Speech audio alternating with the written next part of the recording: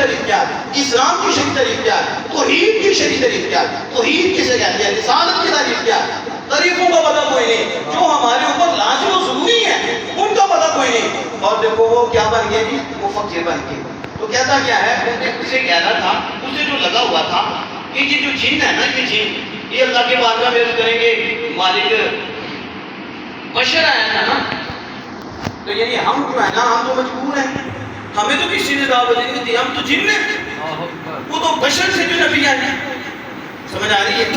آپ دیکھو عام بندہ بیٹھا ہو یا کوئی ہو تو پھیر دے گا اس کو کہ یعنی اب پیچھے جو نبی آئے ہیں تو جنوں کے لیے تو نہیں، وہ تو بشر سے، جن جو ہے آگ کے ہیں تو وہ تو اللہ کی بات میں حجت قائم کر دیں گے، یعنی ہم تو بری ہیں مالک کیونکہ تو نے تو بشروں کے لیے بشر بھیجی، ہمارے لیے تو نہیں۔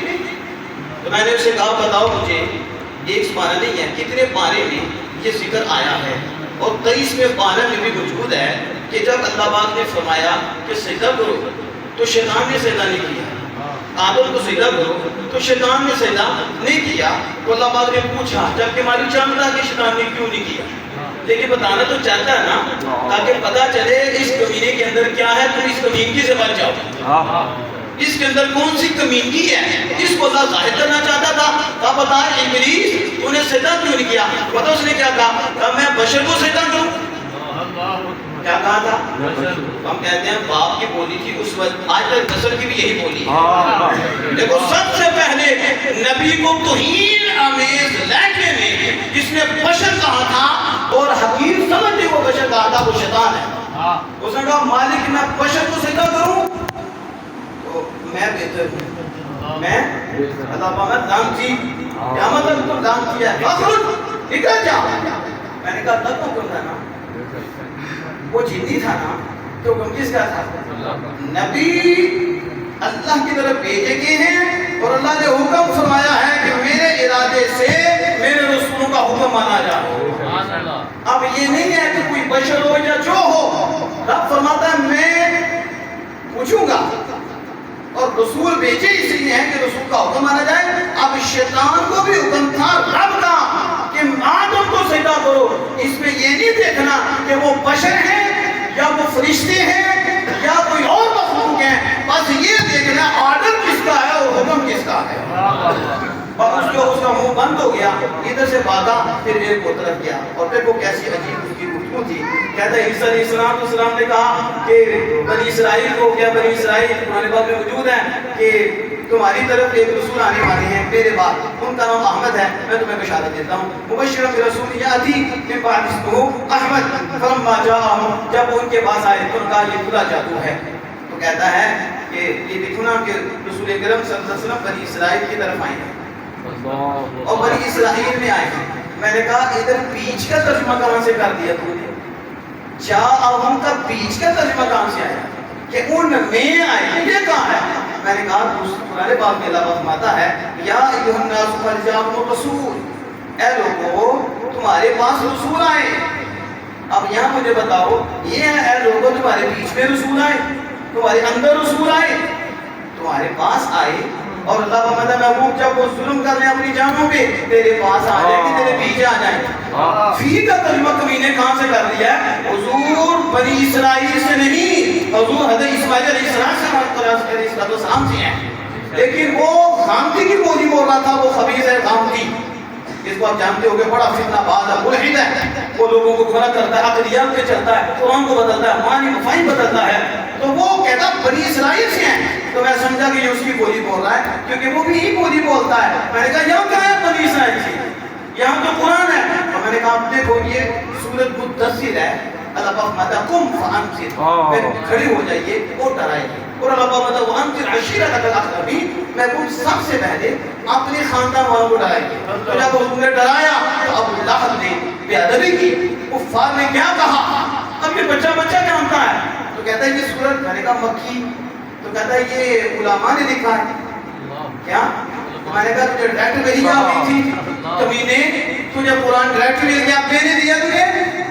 یہ قرآن تو میں علماء سے ملا ہے، اور ہم جس چیز کو بھی مانتے ہیں علماء سے مانتے ہیں، شواہد کے بغیر کوئی بھی نہیں ہے۔ یہ قرآن ہے تو اس کے شواہد ہیں، یہ تواتر تسلسل سے ہم تک آئے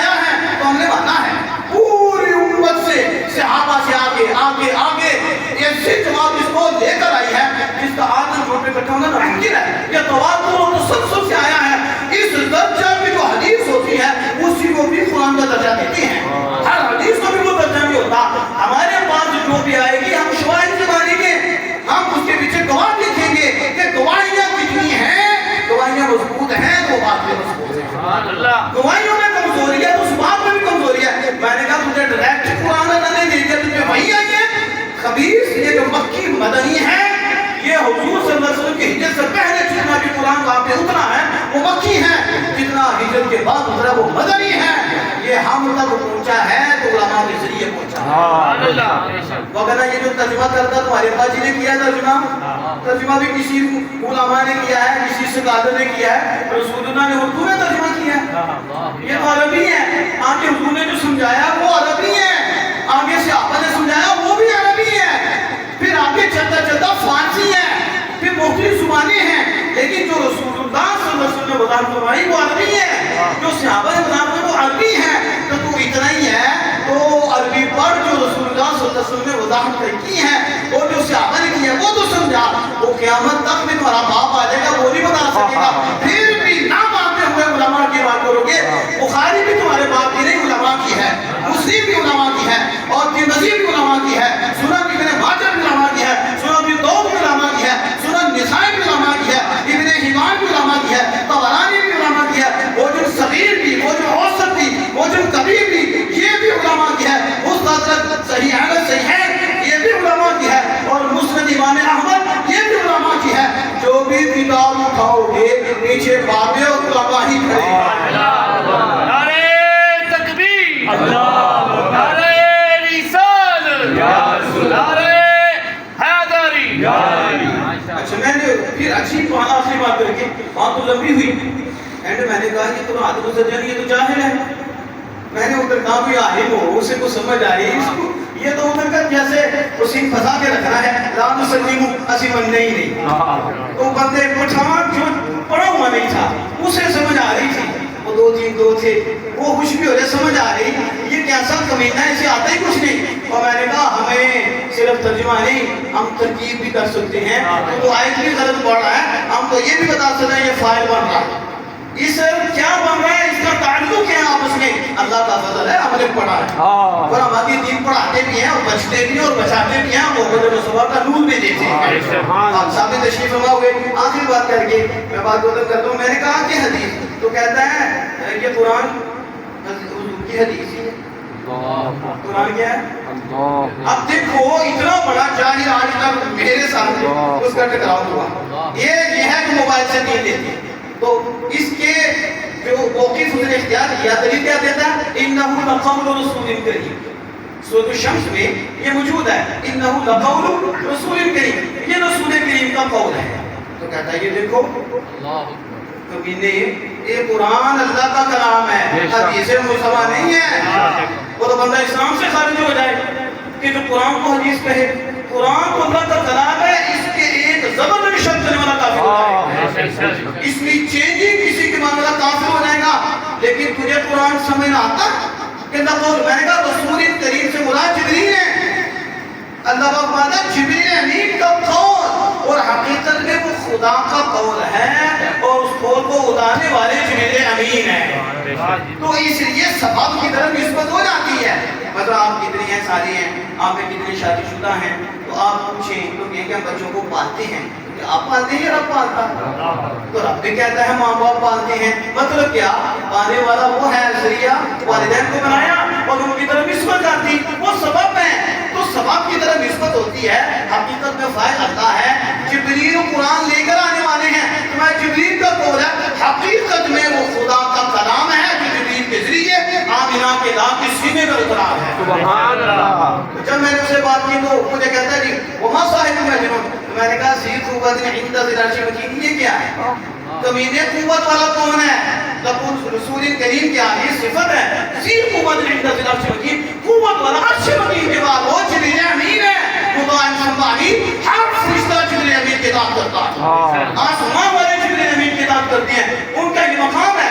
تو کرتا ہے بات کیا کرتا ہے, میں نے کہا کہ جبریل آتے تھے, قرآن پڑھتے تھے, رسول اکرم صلی اللہ علیہ وسلم سنتے اور پڑھتے, اور آپ نے جلدی کی شوق اتنا تھا قرآن کا, کاش ہمیں وہ شوق پیدا ہو جائے. حضور کو اتنا شوق تھا, کبھی جبریل پڑھ رہے ہوتے آپ جلدی کرتے کہ میں جلدی سے جو ہے نا قرآن پڑھوں. تو اللہ میں محبوب لا تحرک به لسانک لتعجل به, محبوب اپنی زبان مبارک کو جلدی حرکت نہ دیں, تاکہ آپ جلدی کریں. جبریل پڑھ لیں تو پھر ہم آپ پہ جمع کریں گے قرآن، اور ہم آپ کی زبان پہ ہم جاری کریں گے قرآن، اور قرآن ہم آپ کو سمجھائیں گے۔ آپ کے خالق کائنات جل وعلا خود فرما رہا ہے کہ ہم خود قرآن پڑھائیں گے، خود قرآن سمجھائیں گے۔ تو پتہ کیا کہتا ہے؟ کہتا ہے وہ تو جو ہے نا جو آپ بات کر رہے ہو وہ تو اللہ نے پڑھایا۔ اللہ نے، میں نے اسے کہا یہ بتاؤ جبریل آ کر قرآن پڑھا رہے ہیں، تو کہتا نہیں وہ ظالم کو نے رب کو زمین پہ لے لیے کہ رب زمین میں آ کے تو محبوب کو قرآن پڑھا تھا، تو کیا ان علینا جمع قرآن، کہتا دیکھو وہ قرآن۔ یعنی اس کا مطلب یہ ہے کہ اللہ قرآن پڑھاتا ہے، اس کا مطلب ہے اللہ خود زمین پہ آتا ہے اور زمین پہ آ کے رسول اکرم صلی اللہ علیہ وسلم کو قرآن پڑھاتا ہے۔ اور انا نحن نزلنا الذکر پڑھ کے میں نے کہا انا نحن نزلنا الذکر پڑھتا ہے تو کل من کان عدوا لجبریل فانه نزل على قلبك، رب فرماتا ہے محبوب کہہ دیجئے کہ کل من کان عدوا لجبریل، جبریل وہ ہے جس نے قلب مصطفیٰ پہ قرآن کو اتارا۔ مجھے قرآن کا کمینے پتہ ہی نہیں اور تو قرآن پہ باتیں کر رہا ہے رب کو زمین پہ اتارتا ہے کہ وہ قرآن اتارتا ہے۔ میں نے کہا رب آرڈر کرتا ہے، اتارتا جبریل ہے، اور جبریل کے اتارنے کو رب نے اپنے اتارنا فرمایا ہے، اور یہ واضح فرمایا ہے جو ہمارے ہو جاتے ہیں ان کے کام بھی ہمارے ہی ہوتے ہیں۔